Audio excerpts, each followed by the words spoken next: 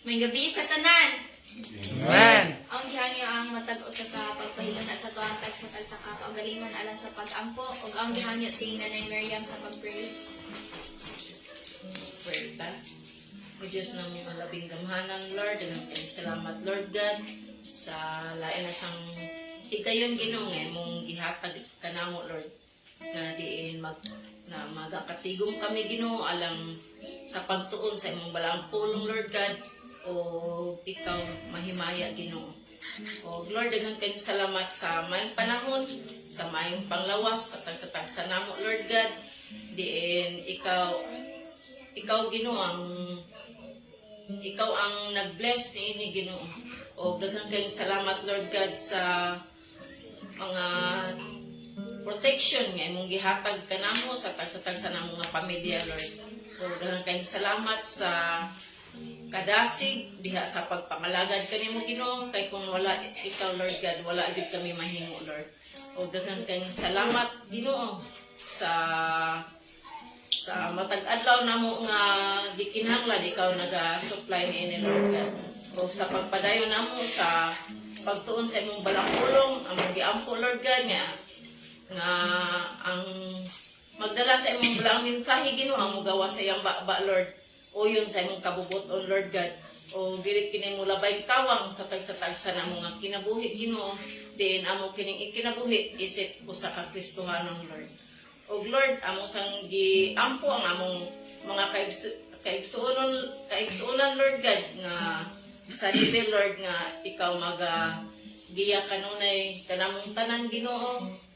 O ikaw, Lord, maga-bless kanamo Ginoo, labi na gyud sa among tagsa-tagsa nga pamilya, Lord God, nagkinahanglan diha sa kalinaw, Lord God. O Lord, kining tanan Ginoo mo kining gipasalamatan o gisalig kanimong tanan sa pangalan ni Jesus. Amen. Atong halaran og mga pag-awit ang atong buhi nga Ginoo atong kanta ng From the Rising.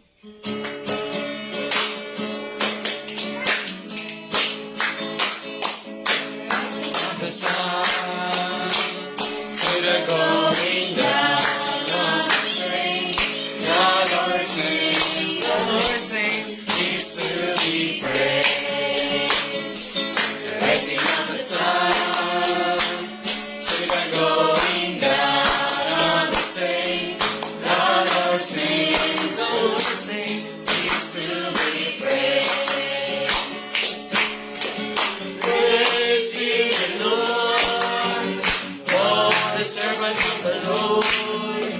Praise the name of the Lord. To be the name of the Lord, from blessed and full, and forevermore. The rising of the sun, the going down of the same. The Lord's name is to be praised. The rising of the sun to the going down of the same. The Lord's name is to be praised. Praise ye the Lord, all the servants of the Lord. Praise the name of the Lord. To be the name of the Lord, from this time forth and forevermore. The Lord, all the servants of the Lord, who stands high, who stands high in the house of the Lord, the house of the Lord. Lift up your hands to the holy place. Come bless the Lord. Come bless the Lord. God bless the Lord, the servants of the Lord, who stands high in the house of the Lord. Lift up your hands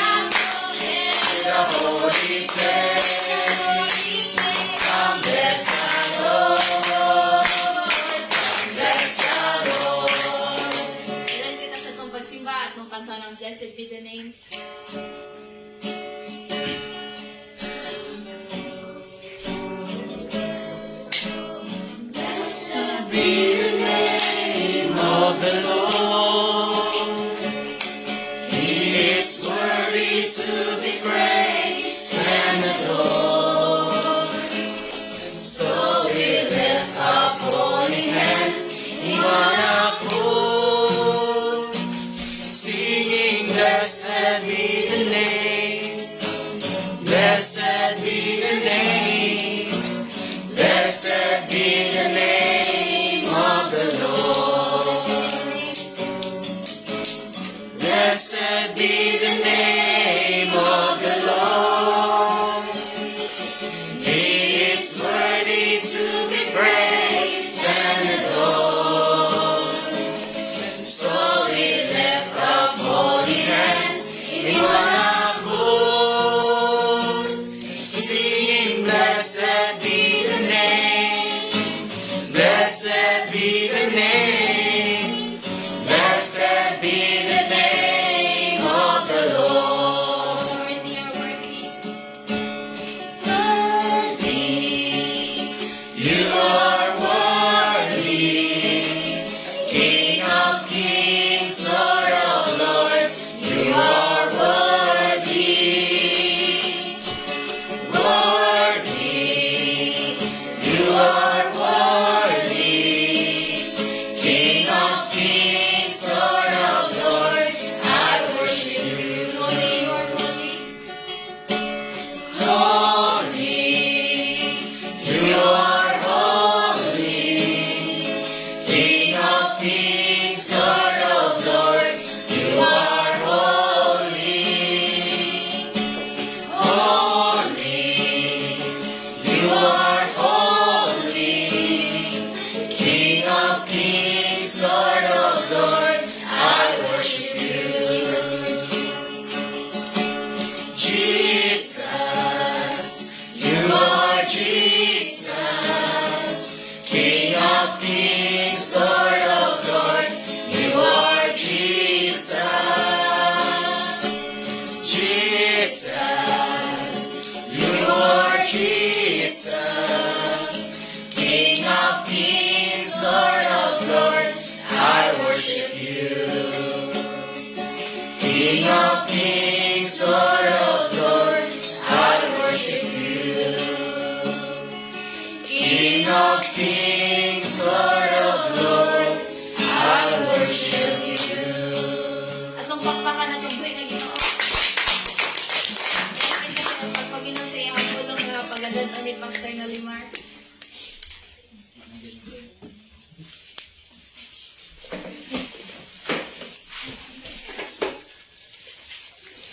Amen.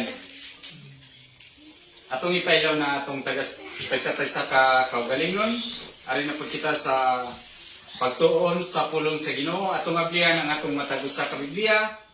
Diya sa Revelation chapter 3 verses 15 and 16. Gipadayag kapitulo 3 versikulo 15 ngadto sa 16. Sundi lang sa inyong mata, ni Hundri, ang basahon sa Bisaya. Gipadaya, Kapitulo 3, versikulo 15 ngadto sa 16. Nasayod ako sa imong binuhatan, dili ka bugnaw o dili usab init. Gusto ko unta, nga bugnaw ka na lang gayod. O init ba hinuon? Apan, tungod kay init-init man lang, dili gayud init o dili usab bugnaw. Let us pray.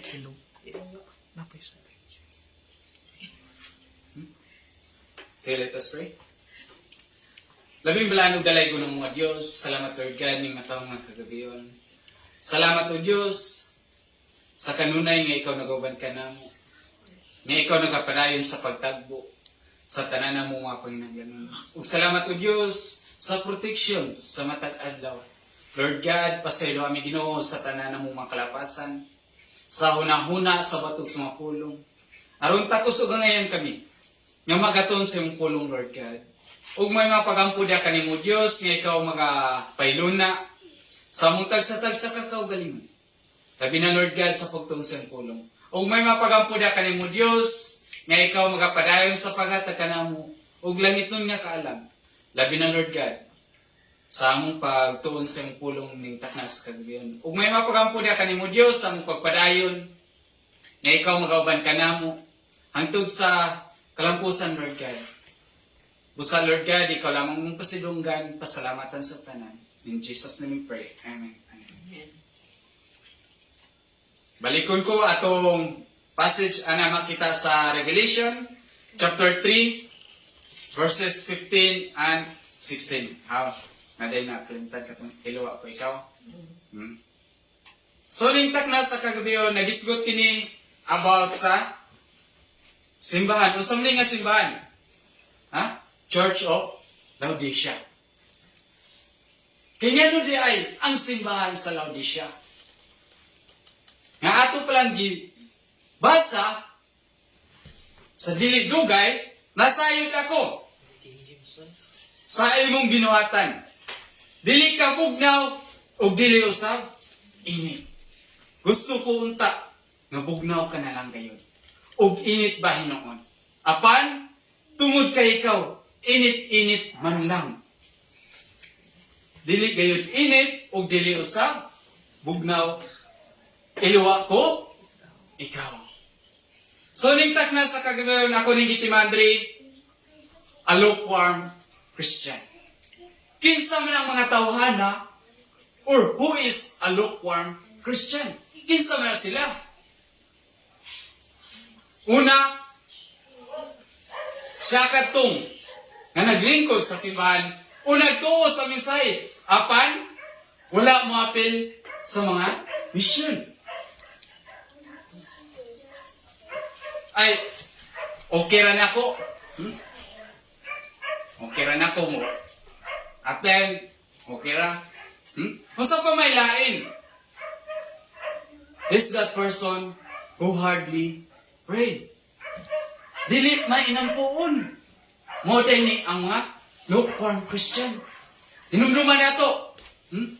Ang una, is that person who sits in church and believe the message, but it is not engaged in his mission.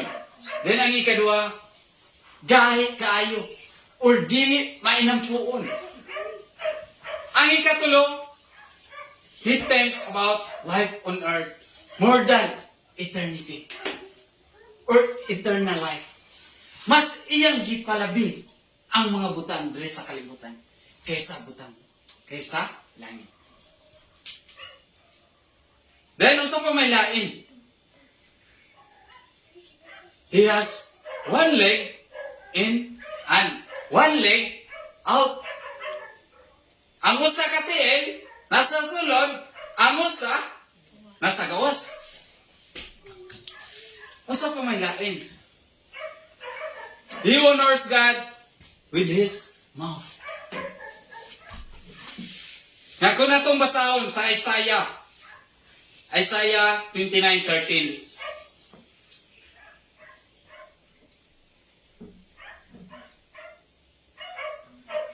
Ningon sa Isaiah 29:13, ug ningon ang Ginoo, kining mga tawhana nagpasidungog kanako sa pulong lamang. Apan ang ilang mga kasing-kasing halayo kanako. Ug ang ilang pagtamod sa akong masugo, samara sa ilang pagtumod sa sugo sa mga tao, pinaagi sa pagsag ulo. Unsa? Kining mga tawana nagpasidungog kanako sa pulong lamang. Ngayon sa gani sa akong gingon, he honors God with his mouth. Kutob ra sila sa ug nangingon pa po sa Titus 1:16.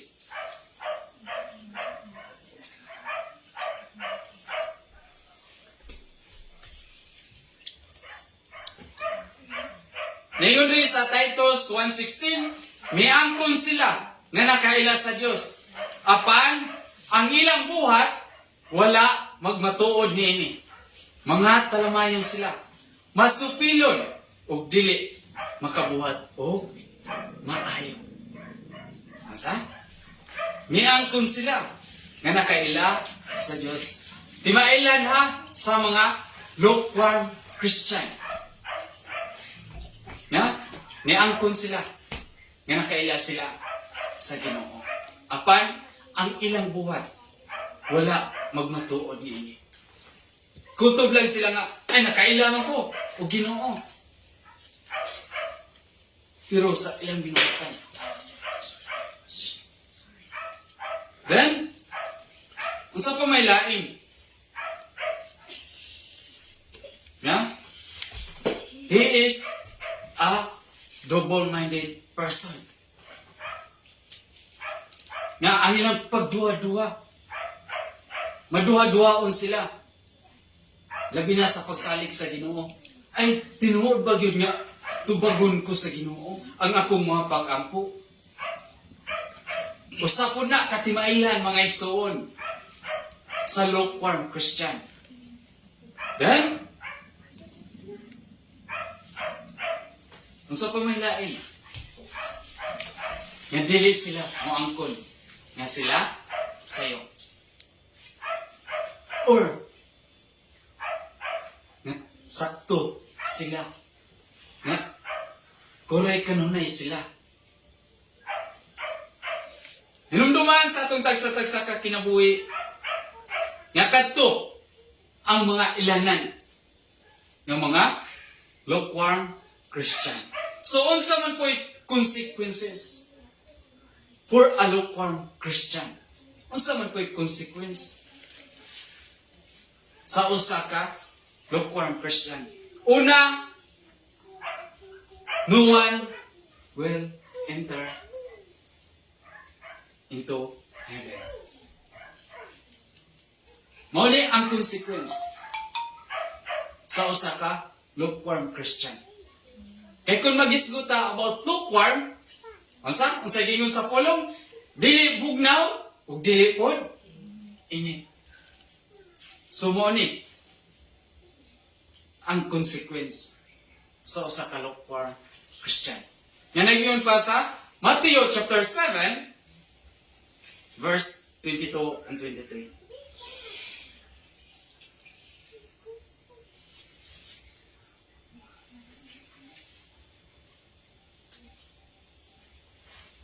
Nagingon diri sa Matthew chapter 7 verse 22 and 23. Niadtong adlaw daghan niya ang moingon kanako, Ginoo, dili ba nagsangyaw man kami sa mensahe sa Dios? Naghingilin sa mga yawa ug naghimog daghang mga milagro? Pinaagi sa imong ngalan. Apan ingnon ko niya sila. Wala ako makaila kaninyo. Mga makasasala, pahawa kamo. Then, unsa pa may lain nga consequence or consequences for a Christian, for a lukewarm Christian? Ang ikaduha, God knows you are against Him. Nag-ingon pa sa Matthew chapter 12, verse 30.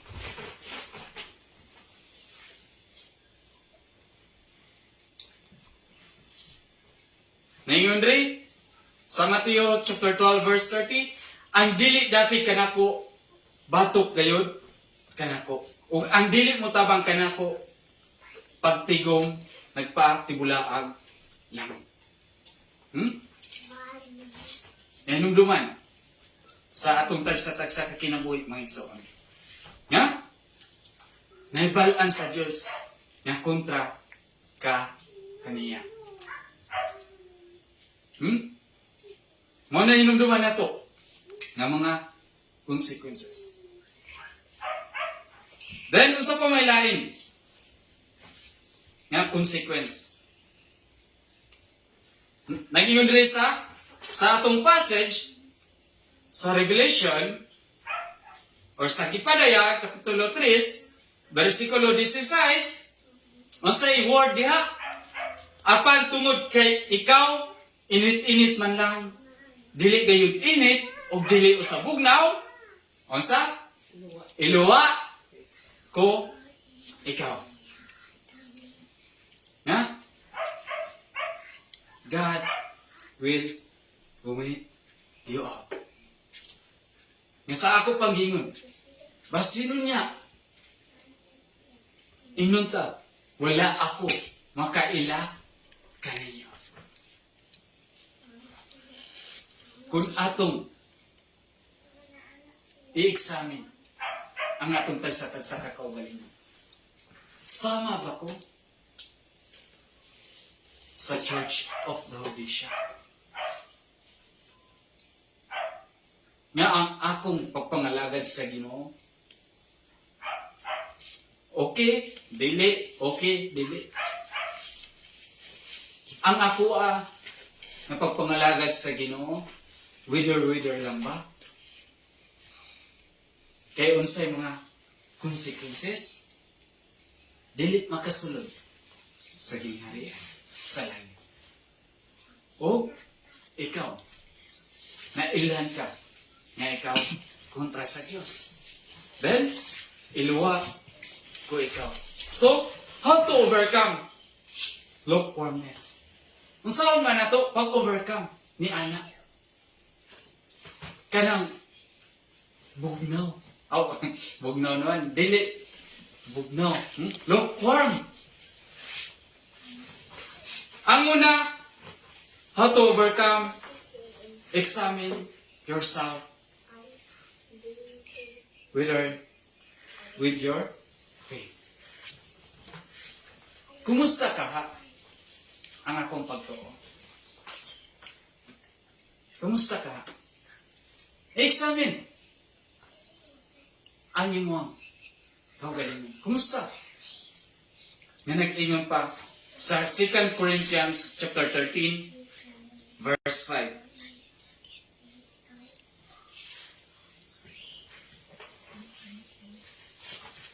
Chapter 13 verse 5. Naingon ri sa ikaduhang Korinto kapitulo 13 bersikulo 5. Susiha ug hukmi ang inyong kaugalingon. Aron pagtino, kung nagkinabuhi ba kamo diha sa pagtuo. Nahibalo na kamo nga si Kristo Jesus anaa kaninyo. Gawas kung napakyas gayod kamo. Unsay gingon diha? Susiha ug hukmi ang inyong kaugalingon. Labi na nga kita nakaila na kung kinsa si Ginoong Kristo. Mura lang ba wala? Nga sa atong tagsa-tagsa kakinaboy may isawag. Mao kini, how to overcome lukewarmness. Examine yourself sa atong pagtuo. Then, ang ikaduha, atong basahon sa James chapter 4 verse 8.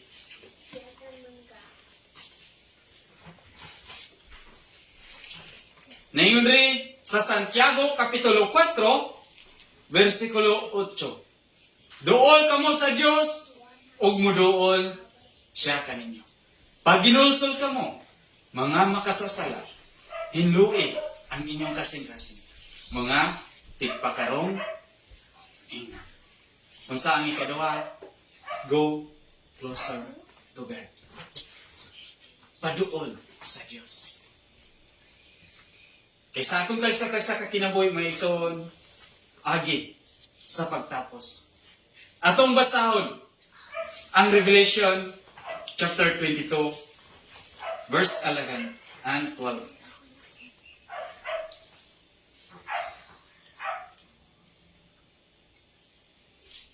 Naingon rin sa Revelation chapter 22 verse 11 and 12. Pasagdi nga ang daotan magpadayon pagbuhat sa daotan. Ang malawayon magpabilin ng malaway. Ang matarong magpadayon pagbuhat sa matarong. Ug ang balaan magpabilin sa pagkabalaan. Si Jesus mingon, mubalik ako sa dili madugay nga magdalaganti aron ihatag sa tagsa-tagsa sumala sa inyong binuhatan. So challenge kanatong tanan mga igsoon, atong i-examine ang atong tagsa-tagsa kakauliran. God bless. Diba?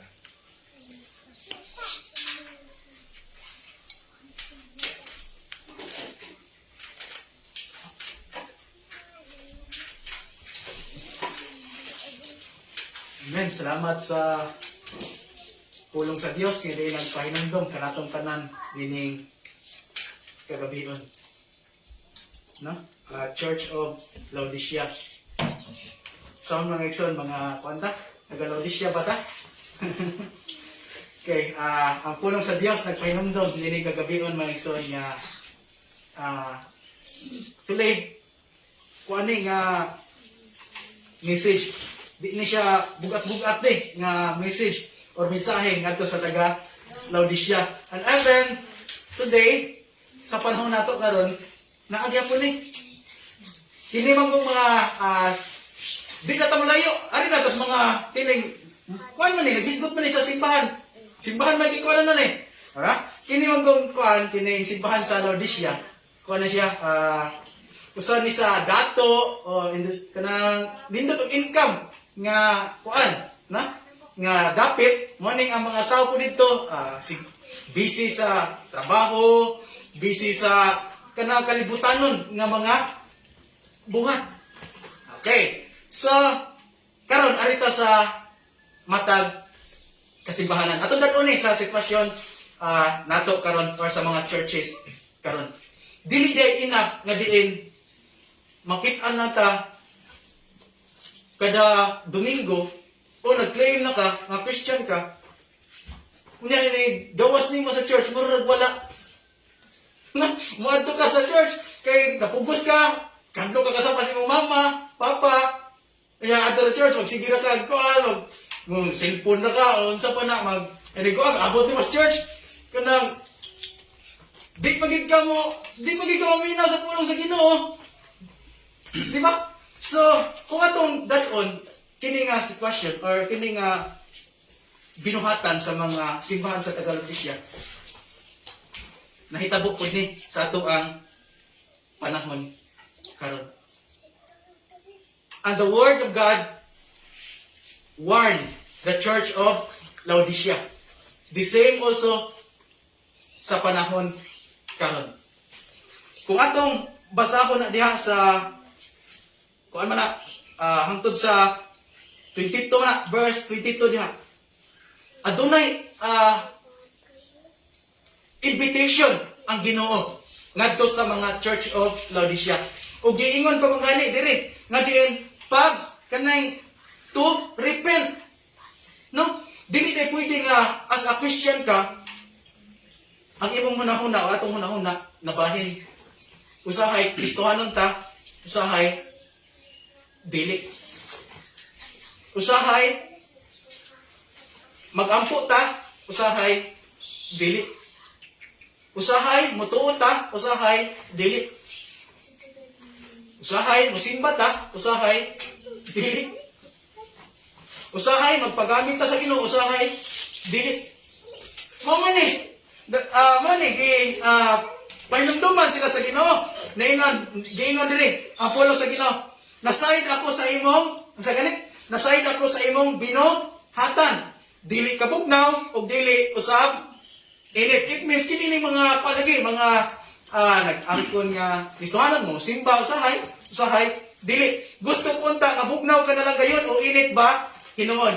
Apan tungod kay init man lang dili gayon. Init o dili sa bugnaw iluwa ko ikaw. It means, mga igsoon, nagpahinumdom ang pulong sa Dios kanato nini kagabion. Dili day porke kay nagsige na kagsimba. Dili day porke nga di nag-claim ka nga Christian na ka, nahimuot ang Ginoo niya na.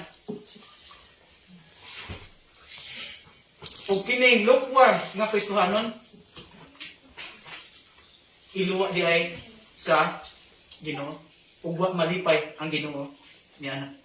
And God calls us to repent. Na? Mo encourage gipahinumduman ang mga taga Laodicea. gikuan pa mo ganin invite sila nga kanang kadato ninyo sa kalibutan. Dili na may tinuod niya kadato. Ang tinuod niya kadato naa sa Ginoo. No? Kung ato nang humnon ang kanang mensahe sa taga Laodicea, invitation o warning. And also, nagpahinumdom ni kanatong tanan nining kagabion mga igsoon. Nga diin, as a Christian, dili pwede nga diin maibog pa ta or kalipay pa nato ang mga buhat sa kalibutan. No? So, nagpahinumdom ni to encourage everyone tuloy nagkunik-kunik ni. Ako ning kuan sa mensahe pagka Domingo no sa atong Sunday school nga diin ang mga Kristohanon sa NC3 magpagamit ta para sa kaymayaan sa Ginoo mga igsoon. Kung atong ikunik-kunik ang pulong ang mensahe sa Dios mga igsoon, gusto sa Dios nga makatawhan sa NC3. Dilit lang ta, kutob, mulingkod, iniguman mo gawas, no? Magpagamit ta para sa kaymayaan sa Ginoo. Kay maunay ikalipay sa atong buhi nga Dios mga igsoon. No? Arita sa itong mga pasalamat o mga